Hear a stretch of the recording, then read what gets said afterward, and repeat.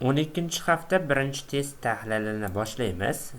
Ko'radigan testimiz 2025-yil namuna variantining birinchisini ko'rib o'tamiz. Birinchi savolga diqqat qiladigan bo'lsak, biz mana bu Diyora degan ismga e'tibor qaratishimiz kerak va birinchi so'zni inobatga olamiz. Is bilan Diyora moslashadi, chunki Diyora 3-shaxs birlik. Does mos keladi. Demak, is hamda does mos keldi. ABC'da to'g'ri. Keyingi qismga qaraymiz. Mana bu yerda nuqtalar o'rniga qo'yadigan so'zimiz birinchi tanlagan so'zimizga grammatik jihatdan mos bo'lishi kerak. Gapda is bo'lgan joyda har doim fe'l ing oladi. A variantda solve fe'lning o'zi qolgan. Bu narsa xato. Biz A variantda to'g'ri javoblar qatoridan o'chiramiz. Ketdi. B variant. Doesdan keyin solve fe'l birning kelishi to'g'ri. Qolsin. Isdan keyin fe'l ingning kelishi to'g'ri. C variant ham qolsin. D variantda does fe'lidan keyin solving fe'l ingning kelishi xato. D variant ketadi. Bizda B bilan C variant qoldi. Endi keyingi qismga qaraymiz. Keyingi qismda mana bu yerda now degan so'z bor. Now so'zi ingliz tilida present continuous zamonining kalit so'zi hisoblanadi. Ya'ni present continuous bu emizar fe'l ing degani. To'g'ri javob mana bu yerda C bor, lekin keyingi qismni ham ko'ramiz. Keyingi qismda now fe'li bor. Bu bilmoq, holat fe'li stative verbslar sirasiga kiradi. Stative verbs ya'ni holat fe'llari hech qachon continuous zamonda kelmaydi. B varianti xatoligiga yana bir isbot now fe'lini ing qo'shib continuous zamonda ishlatganligidir. Bitta to'g'ri javob C variant qoladi. Men bo'lajak abituriyentlarga shu narsani maslahat beramanki, biz test ishlayotganda to'g'ri javobni emas, 3 ta noto'g'ri javobni topishimiz kerak. Oxirida qolgan javobni esa belgilaysiz. Mana shu tarzda ishlasangiz natijangiz yuqori chiqadi. Siz aksincha to'g'ri javobni qidirsangiz, A ham, B ham, C ham, D ham sizga to'g'rilik ko'rinib ketaveradi. Siz aksincha 3 ta noto'g'ri javobni ayirib olsangiz, bitta to'g'risi qoladi o'zi. Ikkinchi savol. Weekend hafta oxiri shanba yakshanbani bildiradi. Bu o'zi turg'un birikma qotib qolgan har doim at predlogi bilan kelishi shart. Bu yerda at the weekend bo'ladi, shanba va yakshanba kuni bo'lyapti. C variant. Uchinchi savol, biz xato berilgan gapni topishimiz kerak.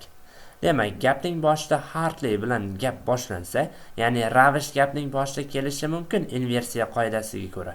Gapning boshida tursa, gapda yordamchi fe'l egadan oldinga o'tadi qoida bo'yicha.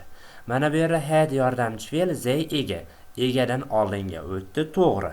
Demak, hardly bu yerda to'g'ri joylashdi. Biz keyingi so'zlarga qaraymiz. Hardlydan keyin mana bu had arrived past perfect kelyapti. Shu o'rinda when bog'lansa, whendan keyin keladigan zamon past simple da bo'lishi kerak. Mana bu joyda when they realized past simple da keldi. Bu to'g'ri. Demak, keyingisiga qaraymiz. Realizeddan keyin, ya'ni past simple da kelgan realize fe'lidan keyin kelgan gap o'tgan tugallangan zamonda bo'lishi kerak. Mana bu yerda forgotni o'zi ishlatilgan past simple qolipida. Bizga had forgotten degan javob kerak edi. Bu yerda ishlatilmagan, ya'ni grammatik qoida mana shu yerda buzildi. 3 raqamini belgilaymiz. At home degan birikma bor, their passports degan narsa bor, grammatik jihatdan to'g'ri bular. Biz 3 bor javob C-ni to'g'ri qilib belgilaymiz. Demak, hardly to'g'ri ishlatildi. Hardly gapni boshida kelsa, had gapning avvaliga egadan oldinga chiqadi va gapni bog'lovchi vosita when bo'ladi va undan keyin past simple kelish kerak. Whendan keyin past simple gap kelib, o'sha gapning fe'li, ya'ni kesim realize bo'ladigan bo'lsa, undan keyingi gap past perfectda bo'lishi shart. Shu qoidaga ko'ra mana bu forgotni ishlatilishi xato bo'ldi. Biz gapda yordamchi fe'lni qaysi ekanligini bilishimiz uchun avvalo asosiy fe'lga diqqat qaratamiz. Bu yerda go asosiy fe'l. Go ga qarab endi hasdan keyin fe'lning 3-shakli kelishi kerak. Go bu yerda fe'l 1. Mos emas, A variant xato. B variant does fe'lidan keyin fe'lning 1-shakli keladi. Bu to'g'ri, tursin. C variant haddan keyin fe'lning fe'l 3 shakli keladi. Bu yerda gone degan javob bo'lganda edi, to'g'ri bo'lardi. C variant ham xato. Bizda D variant did bor. Diddan keyin ham fe'l 1 keladi. Endi zamonini aniqlaymiz. Das hozirgi zamon, did o'tgan zamon.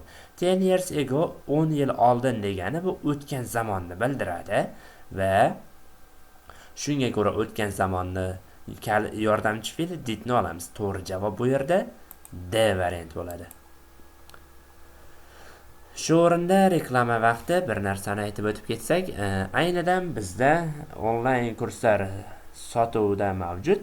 Agar siz ingliz tili grammatikasi kursini xarid qilmoqchi bo'lsangiz, ingliz tili 0 dan to oxirigacha bo'lgan test ishlashga doir grammatik qoidalar kursi 150 ming so'm va bizda 2024-yil testlar tahlili bor.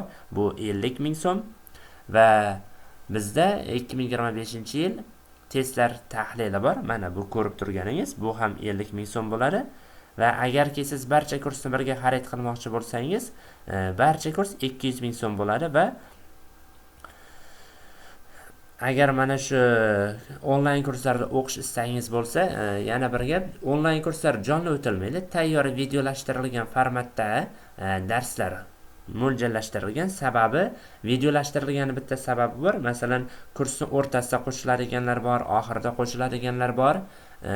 Avvaliga bo'lib o'tgan darslardan muhasaba bo'lib qolmasligi va har kim o'zi xohlagan vaqt videoni har qancha ortga qaytarib bemalol istagan vaqt ko'rishligi uchun. Va darslar sifatiga kafolat beriladi va agarki barcha aytgan ko'rsatmalarga va qoidalarga amal qilsangiz, testdan %100 ishlashingiz kafolati mavjud. Testlar tahlilida davom etamiz. Kurslar kerak bo'lsa 99 kodi bilan 448 4403 raqamiga Telegram orqali murojaat qiling. Arrived'dan keyingi so'zga qarasak, 3 o'clock soat 3 kelgan, soatlar bilan asosan ingliz tili at ishlatiladi. A varianti at bor. The afternoon so'zining prelugi har doim in bo'ladi. Demak, at 3 o'clock in the afternoon. To'g'ri javob A variant. 6-savol. Cheese sanalmaydigan ot. A lot of ko'plik ot va sanalmaydigan ot bilan keladi. Darak gapda tursin. Many ko'plik ot bilan keladi, cheese sanalmaydi. Few ko'plik ot bilan keladi, cheese sanalmaydi. A few ko'plik ot bilan keladi, cheese sanalmaydi. To'g'ri javob A variant. Bizga xaritalar berilgan. Xaritaga ko'ra o'qiymiz. Avvalo menga kafeteriyani, ya'ni kafeteriyani ko'rsa, kafeteriyani o'zbekchasi oshxonami, bufetmi, shunaqa narsa ko'rsatib yubora olasizmi, iltimos debdi. Said aytayapti. Bemalol u joylashgan binoning markazida joylashgan.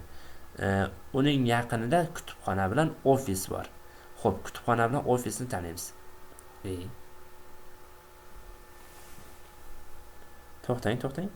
Kafeteriya deb mana birga yozib qo'ygan. Kafeteriya. Xaritamiz sal anaqaroq emasmikan? Xo'p, qaraylik chiqani. Library, office, reception, cafeteria. Could you show me the cafeteria, please? Menga kafeteriyani ko'rsatib yubora olasizmi debdi. It is located in the center of the building. Binoning markazida joylashgan, kutubxona bilan ofisni yonida debdi ekan. Qidirib ko'ramiz.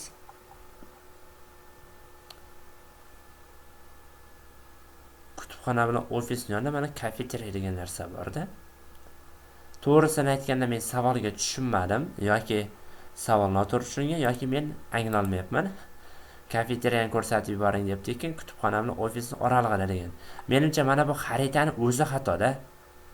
Chunki kafeteriya menimcha buni ChatGPTda yasaganmi? Library bilan ofis orasida mana kafeteriya degan yozuv bor. G'alati lekin. Mana bu yer kafeteriya degan narsa bo'sh qolish kerakmidi? Savol tushunarsiz ekan. Xo'p. Tahlilni davomini keyingi videoda davom ettiramiz. Mana shu 8-savoldan.